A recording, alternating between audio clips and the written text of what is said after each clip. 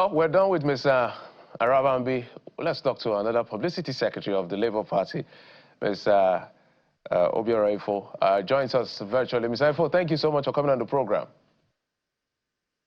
Thank you so much for having me today.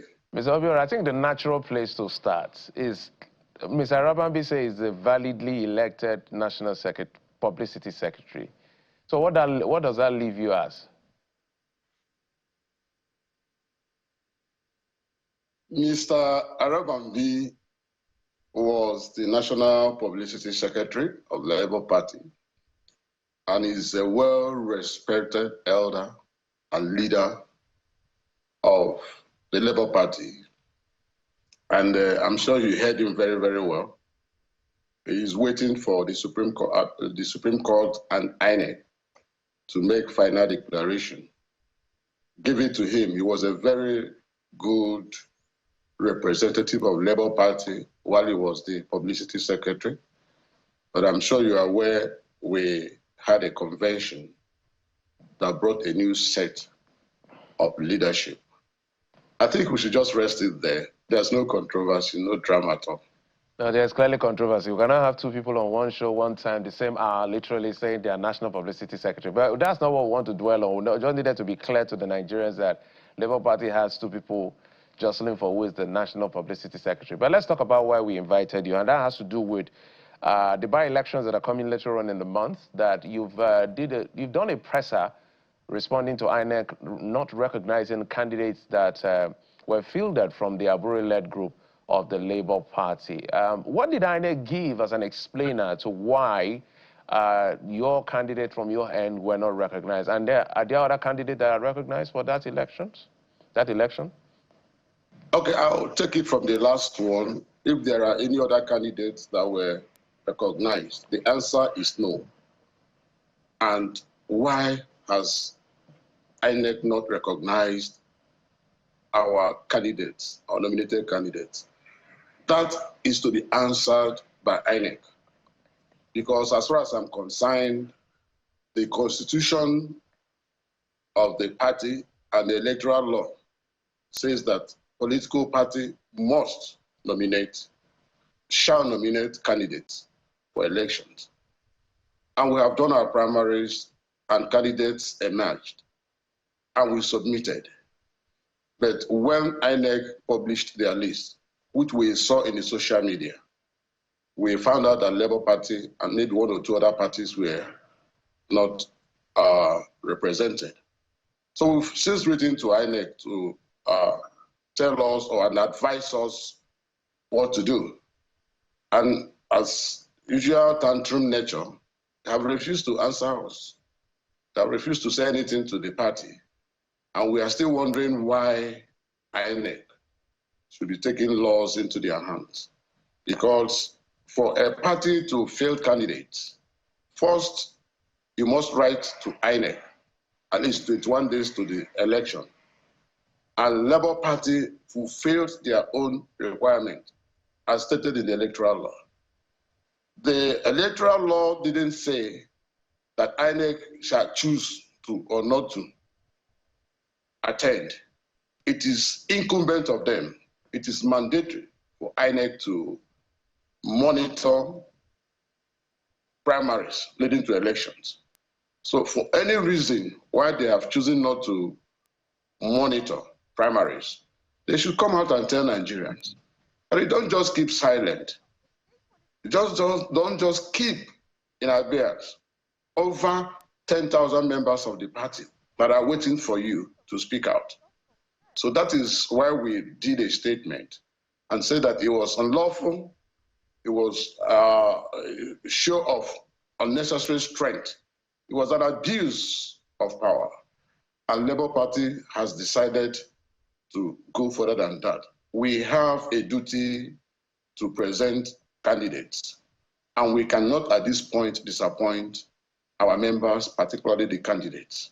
So that's my take on that. So Mrs. Nat'l Usman, that's the leader of the other group, has since reacted to this, saying that this shows that the decision of INEC indicating that the regulatory body is now ready to implement the April 4 2025 judgment of the Supreme Court lauding INEC's decision. I'd like you to react to that. But on the other hand, did INEC's de-recognition of your candidates for the by-election also mean or indicate a recognition of the candidates of the other group? Did INEC recognize the candidates of the other group? No, not at all. Like I said earlier, INEC did not receive any nomination from anybody or any quarter for the by-elections. And if there is any quarter they need to receive nomination, is from Julius Abure-led National Working Committee. And I'm not aware that the other group did anything.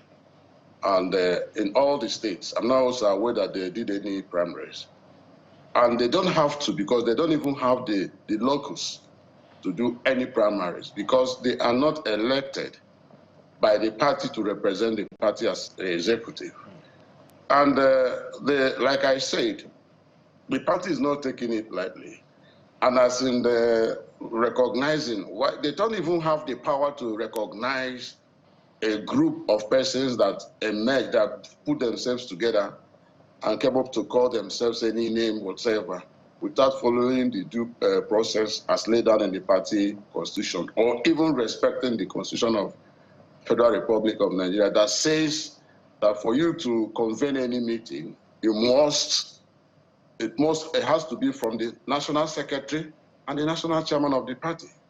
So they don't even have the locus. You know, this crisis has been lingering because some people have refused to look at the constitution of either the Nigerian constitution, the electoral law, or even the party constitution. Power, unfortunately, to convene any meeting for Labour Party lies in the hands of the national secretary and the national chairman, and they have not done that. So it is such a way that if national secretary and national chairman agree on anything, and the rest of the executives do not, the other side, national chairman and secretary, will carry. That's like what happened in our sister party, the PDP. You understand, of everything, all the noise and everything, the party, the INEC still insists that the name of the national secretary and the national chairman, as specified, as written, as sent to them, must appear in every document that the party is sending. So the party is supreme. Let us even go back to the Supreme Court. Supreme Court made it clear that the party is supreme, and the party has every mechanism to resolve its crisis. And it has told everyone that cares to listen that we need to come back together as a party, use the internal mechanism already stated in the Constitution to resolve our matter. There's some people still do not understand. Okay. The Supreme Court said that the judgment that we are giving was based on lack of jurisdiction by the lower court and the appeal court to even entertain that itself. The Supreme Court cannot even entertain the matter because no court in Nigeria lacks, every court in no court has jurisdiction to even entertain any matter that concerns internal party crisis or matter. If you can hear me, Ms. Obiora, I wish we had more time, would have taken all of the perspective, but this is notice an ongoing conversation. We clearly remember what happened with the Ondo election, where Mr. Olorunfemi, then it was Mr. Adisemi, and then back to Olorunfemi a day before, and the abysmal outcome of that election for the Labour Party. Perhaps INEC is looking at all of this. We do not know. But INEC will be able to respond. Thank you for coming, and I think you've made your points clear now on air to INEC. I'm sure they will be responding to your concerns and the party. Obiora Ifoh is the National Publicity Secretary of the Labour Party on one group, who we must add that part, because Arabambi is also holding to that position. Thank you. We appreciate it. We'll take a quick break. When we come back, we'll talk sports. Sheo Diko and coach of the Victorious, the Tigress, will be joining us as we explore. And then we have more politics after that. Join us again.